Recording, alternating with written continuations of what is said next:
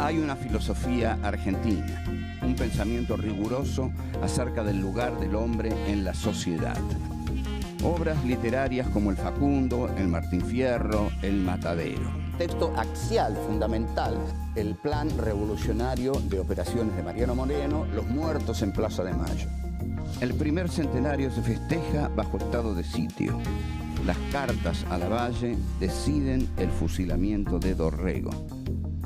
No hay verdad que se resista frente a 2 pesos, moneda nacional.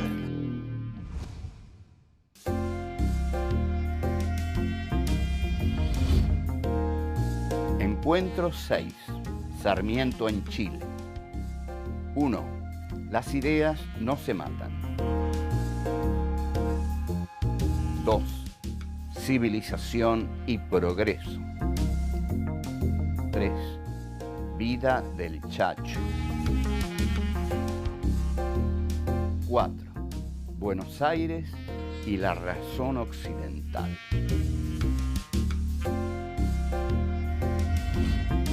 Domingo Faustino Sarmiento nace en febrero de 1811 en la ciudad de San Juan. A los 5 años inicia su escolaridad en la Escuela de la Patria y en 1825 comienza a ejercer como maestro en San Luis. En 1829 se integra al ejército unitario y combate contra las tropas de Facundo Quiroga. Frente a las sucesivas victorias del caudillo riojano, Sarmiento se exilia en Chile y regresa en 1836. Enfrentado con el gobierno de su provincia y con el régimen rosista, en 1840 vuelve a confinarse en Chile. En 1845 empieza a publicarse El Facundo en el diario chileno El Progreso. En octubre, enviado por el gobierno chileno, inicia un viaje a Europa, Estados Unidos y otros países de América para estudiar los diferentes sistemas educativos. Regresa a Argentina en 1851. En los años siguientes se desempeña como senador, ministro de Relaciones Exteriores y gobernador de San Juan. En 1868 asume la presidencia de la República. Finalizado su mandato, se desempeña en diferentes cargos vinculados a la educación. En 1888 se instala en Paraguay. Muere en Asunción el 11 de septiembre de ese mismo año.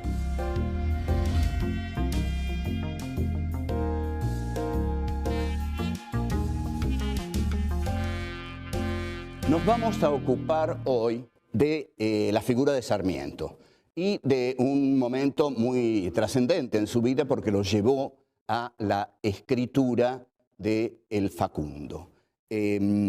Sarmiento va hacia Chile huyendo de San Juan. Se va de San Juan porque es perseguido por las tropas del caudillo federal Nazario Benavides. Nazario Benavides era un caudillo federal que estaba a las órdenes de don Juan Manuel de Rosas, estamos hablando del año 1840 más o menos, y en este sentido Sarmiento lo incomodaba mucho, y Sarmiento tiene una reunión con Nazario Benavides, y Nazario le dice que mejor se vaya, porque si no lo va a tener que matar. Efectivamente, Sarmiento se va, y su ida de San Juan es célebre, porque cuando pasa por los baños de Sonda, escribe una leyenda en francés, es decir, la escribe para que los gauchos no la entiendan, la escribe para que los gauchos sientan que son bárbaros, brutos, incivilizados. O sea, esta leyenda que está dirigida a los gauchos, a la vez está dirigida en francés para que no la entiendan. Entonces, lo que Sarmiento escribe es «On ne tout et pas les idées». O sea, esto ha sido traducido de muchas maneras, pero textualmente es «las ideas no se matan». El mismo Sarmiento en el libro lo traduce de un modo muy especial. A los hombres se los degüella, a las ideas no. En realidad, el hecho de degollar a los hombres ha sido muy efectivo para eliminar las ideas. Convengamos que esto de que Sarmiento diga a las ideas no se las degüella, cualquier degollador le diría, yo no quiero degollar las ideas. Con degollar a los hombres que son los que tienen ideas, si yo los degüello, ya no tienen ideas. O sea que es un acto, digamos, el de Sarmiento, de tener una enorme confianza en las ideas. Es decir, que las ideas continúan aunque los hombres sean degollados. Pero además, en otras traducciones aparece la palabra bárbaros. A los hombres se degüella, a las ideas no. Bueno, Sarmiento cruza a Chile, donde reina la libertad y donde cree que se va a sentir muy bien, y efectivamente se siente muy bien en Chile, y publica una biografía del fraile Félix Aldao. El fraile Félix Aldao es un personaje célebre porque es el que en el poema conjetural derrota a Narciso Laprida en la batalla en la cual Narciso Laprida es ultimado, por eso que Borges llama el íntimo puñal que le entrega la certeza a Laprida de su destino sudamericano.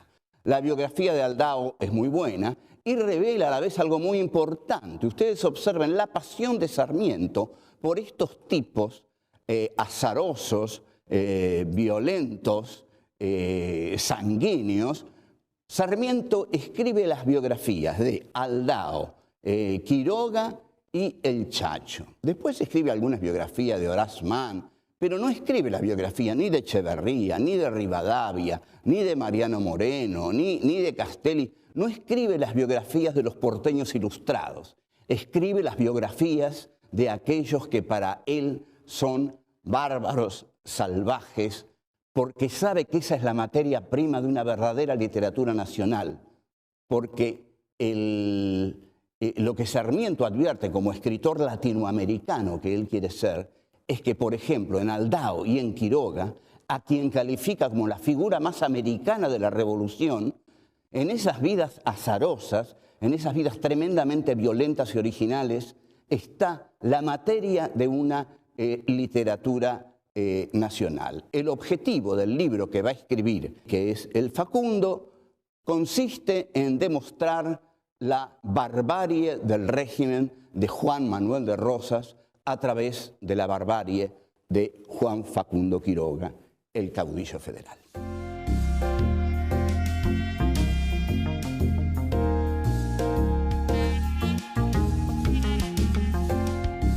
El concepto fundamental que va a manejar Sarmiento en El Facundo, libro que comienza a publicar en forma de folletín en el diario El Progreso de Chile a partir de 1845, va a ser el de civilización y barbarie. Este era el concepto con que se manejaba el colonialismo del siglo XIX. ¿Cuál es la característica del colonialismo capitalista? El colonialismo capitalista se desarrolla en base a valores. Por ejemplo, el Imperio Romano, cuando conquistaba un territorio, no decía que llevaba con su conquista la racionalidad, el progreso, el avance de la historia. No, le estaba diciendo a la gente de ese territorio que tenía la distinción, el honor, la gloria de pertenecer a justamente la grandeza de Roma. Pero desde el descubrimiento de América, con Cristóbal Colón en 1492, cuando comienza el sistema capitalista que comienza a globalizarse, ya ahí el desembarco de los españoles en América viene con el valor de la evangelización. Ese es el gran valor. Les traemos el alma, les dicen a los indios. Si ustedes aceptan que nosotros los evangelicemos, ustedes van a tener un alma. Si no lo aceptan, los vamos a matar. Y bueno, efectivamente parece que hubo entre 30 millones y 50 millones de indios de América que no aceptaron ser evangelizados. Bueno, ya saben el destino que tuvieron. Pero lo que quiero marcar es que el colonialismo capitalista, a partir de ahí siempre se presenta con la idea de progreso. Donde entra el colonialismo capitalista, entra el progreso, entra la civilización, entra la razón, entra la cultura. Entonces, Sarmiento toma esto. Lo excepcional que tiene el Facundo de Sarmiento es que se trata de un libro con la ideología del conquistador, pero escrito por un hombre de la élite del país colonizado. La cuestión es que lo que se desarrolla es la civilización occidental.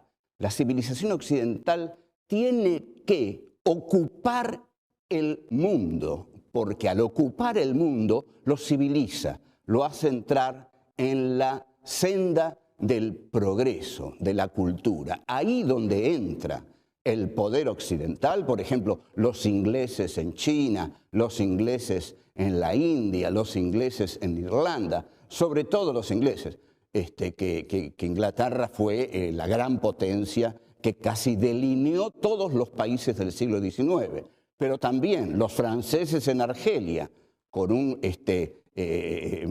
general Bugeaud que hace su presentación en Argelia quemando vivos a 500 argelinos para demostrar cómo funcionaba la racionalidad francesa si se oponían a ellas.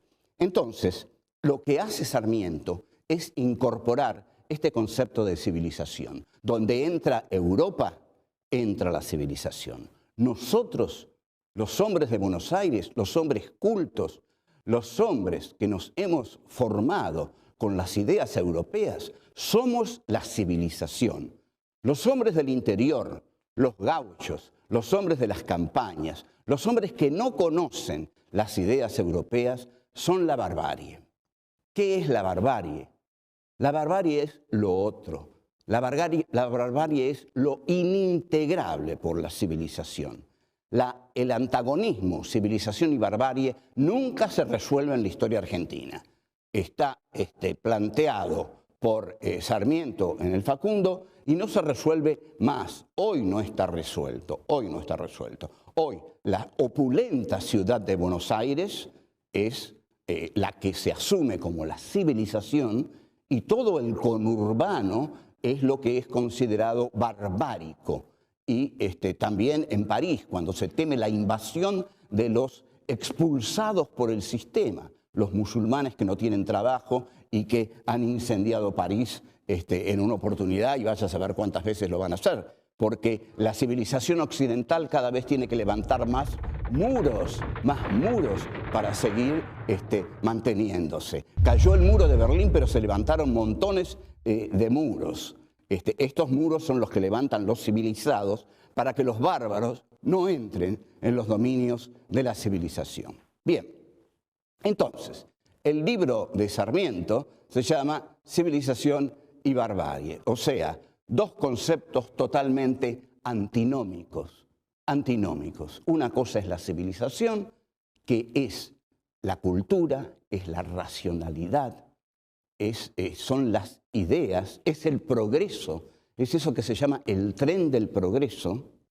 Y otra cosa es la barbarie, que es la campaña, que es el atraso, son las viejas costumbres del federalismo precapitalista, esto incluso lo va a decir el propio Marx, y a la barbarie hay que combatirla y hay que liquidarla y hay que derrotarla. No hay comprensión con la barbarie, no hay arreglo posible con la barbarie en el siglo XIX. Sarmiento se conoce con el general Bugeaud en Argelia y el general Bugeaud le dice: a la barbarie hay que combatirla con la barbarie. Y Sarmiento le hace caso.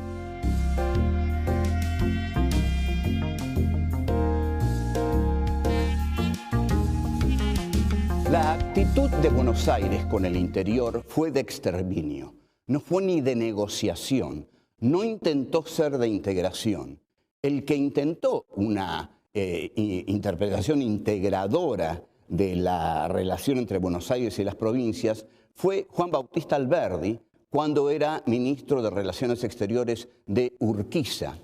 Pero Urquiza, he aquí el personaje esencial de la derrota del federalismo en la Argentina, de la frustración del sentido lateral que los caudillos federales pudieron haberle dado a nuestra historia, que careció de ese sentido lateral, empobreciéndose terriblemente por no contar con todo lo que ese caudillaje del interior podía entregarle a la vitalidad y a la riqueza de este país. Pero no es así como ocurren las cosas, porque Urquiza, en la batalla de Pavón, que es una batalla decisiva, se retira cuando tenían la batalla ganada. Entonces, Felipe Varela, López Jordán, le dicen, general, tenemos 500 jinetes que se atacan el flanco de Mitre, los derrotamos. No, dice Urquiza, nos volvemos. Y le deja la batalla a Mitre. Al dejarle la batalla a Mitre, controlado Urquiza, se siente dueño de todo el país y desde Buenos Aires decide iniciar lo que él llama una guerra de policía. ¿Qué es una guerra de policía? Una guerra de policía consiste en no considerar al enemigo como parte de las leyes de la guerra. Ustedes saben que la guerra tiene ciertas leyes que intentan tornarla más humanitaria. Esas leyes en general no han servido para nada, porque el gran teórico de la guerra, que es von Clausewitz, ha dicho que cualquier sentimiento de humanidad o de piedad os hará más débil frente a un enemigo que no lo tenga. Entonces, Mitre dice, guerra de policía. O sea, vamos a considerar salteadores a todas las montoneras federales que encontremos en el interior.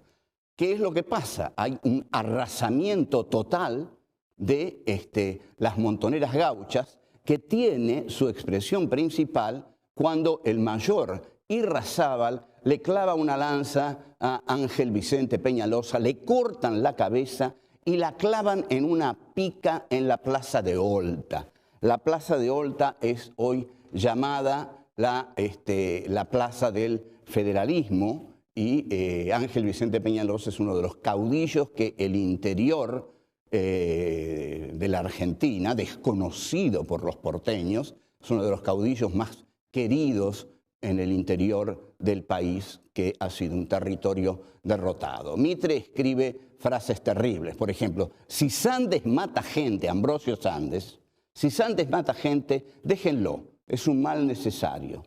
Esta es una frase que Mariano Grondona va a escribir en un texto que se llama Meditación del elegido, en diciembre de 1974, en su revista Carta Política, a propósito de López Rega, donde dice, López Rega está haciendo lo que hay que hacer, déjenlo, alguien tiene que hacer esa tarea. Lo mismo dice Mitre de Ambrosio Sandes.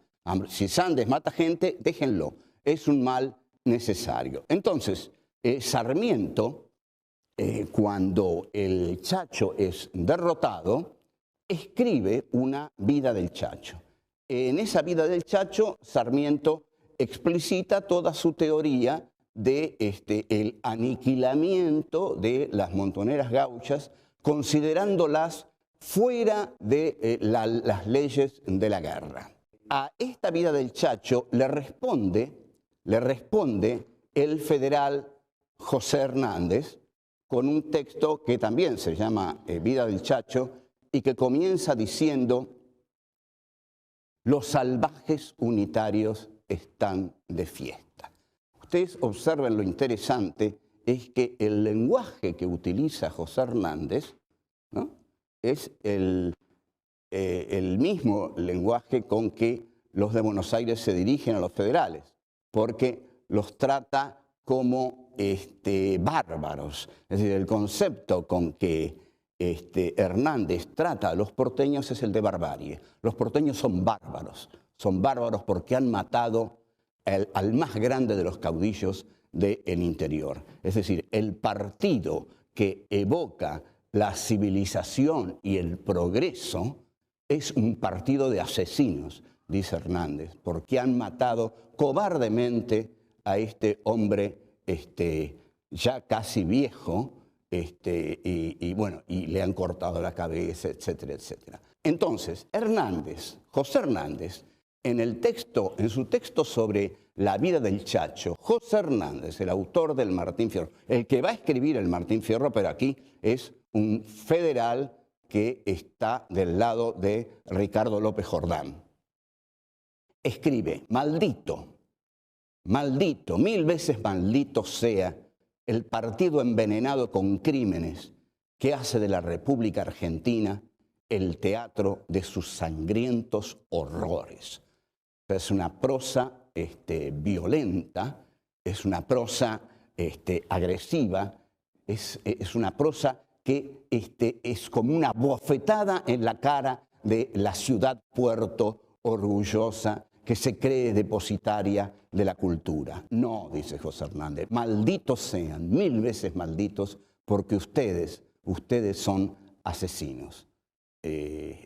Durísimo, durísimo.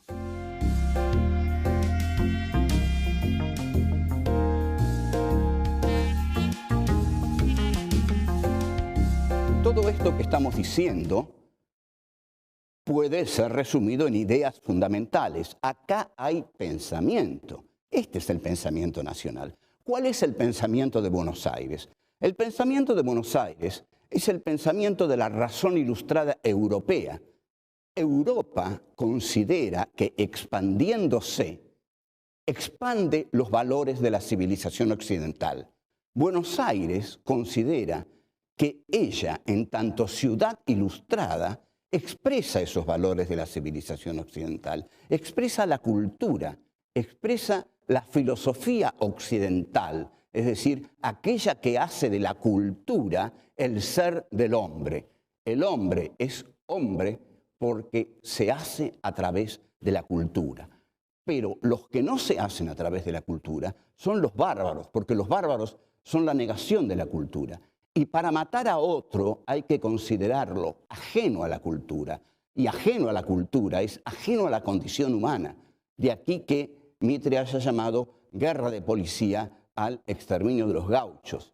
Pero aquí, aunque Mitre no lo supiera, se estaba basando en los grandes publicistas franceses y aún se estaba basando en la crítica que hace Heidegger a partir de su análisis de Descartes del tecnocapitalismo. Heidegger dice: el hombre ha olvidado al ser para entregarse al dominio de los entes.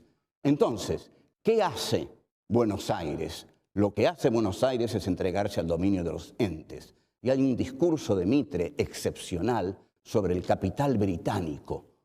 Y lo dice en inglés.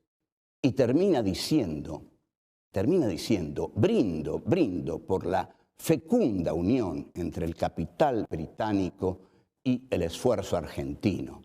Entonces, esta unión entre esa Inglaterra, taller del mundo, Francia, centro cultural del mundo, y Buenos Aires, centro cultural y económico que incorpora a nuestro país las ideas europeas, es todo un gran movimiento de una misma razón, que es la razón occidental que se va expandiendo y en la medida que se expande, incorpora a los pueblos bárbaros a la civilización. Esta es la filosofía que late detrás de todo esto. También en un texto como Amalia, de José Mármol, de 1851, que es un texto muy interesante, hay toda una concepción filosófica que Mármol toma sobre todo de Sarmiento. Mármol había leído muy atentamente a Sarmiento, pero Amalia es una novela muy apasionante, ¿no? Si uno la lee como una novela realmente se entretiene mucho, porque están los malos, que son los mazorqueros, y están los buenos, que son los unitarios, finos, delicados, que de tez blanca, según, como dice Mármol, el ideal romántico del siglo. Amalia es una novela que muestra el enfrentamiento entre las clases altas y la persecución a que Rosas somete a estas clases privilegiadas. ¿Cómo los somete Rosas? Los somete por medio de darle importancia a clases como los gauchos, los negros e incluso los indios, pese a que Rosas hizo una excursión punitiva contra los indios, pero lo que no toleran las clases altas es la importancia que los negros cobran dentro del esquema político rosista. Y los negros eran los sirvientes, así, sin vueltas, los sirvientes que estaban en las casas de las familias adineradas. Y estos sirvientes eran delatores. Entonces, las clases adineradas, las clases altas, le tenían miedo a estos negros porque eran los negros del restaurador de las leyes y fácilmente delataban a las familias de bien, a las familias de alcurnia, a las familias patricias, a las familias que representaban el avance de la civilización en la Argentina. Pero Rosas, para esta gente, era un populista. Ustedes saben que las clases altas odian a los populistas, porque, claro, odian al pueblo. Y lo que hacen los populistas es mezclarse con el pueblo. Pero contra Rosas, por supuesto, se subleva la gente del Partido Unitario, que son los que habían hecho el Salón Literario y emigran hacia Montevideo. Caído Rosas, cuando Urquiza derrota a Rosas en la batalla de Caseros y Rosas huye. Qué notable esto, ¿no? Los dos grandes caudillos populistas de la Argentina huyeron de la batalla final. Rosas huye de Caseros hacia Inglaterra y Perón huye en la famosa cañonera hacia el Paraguay. Bueno, después de la caída de Rosas, los unitarios se adueñan de Buenos Aires y se inicia el periodo que se llama de la Organización Nacional. En ese periodo Buenos Aires va a tratar de parecerse a Europa todo lo que pueda, porque Europa es el camino de la civilización, el tren de la historia.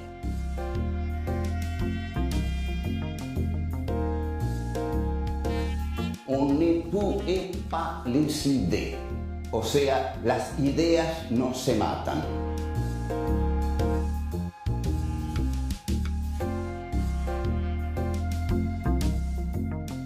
El concepto fundamental que va a manejar Sarmiento en el Facundo va a ser el de civilización y barbarie.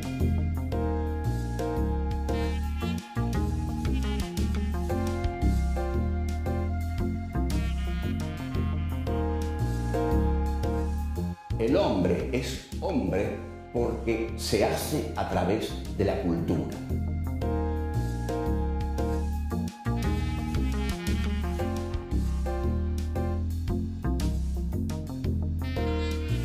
El antagonismo, civilización y barbarie, nunca se resuelve en la historia argentina.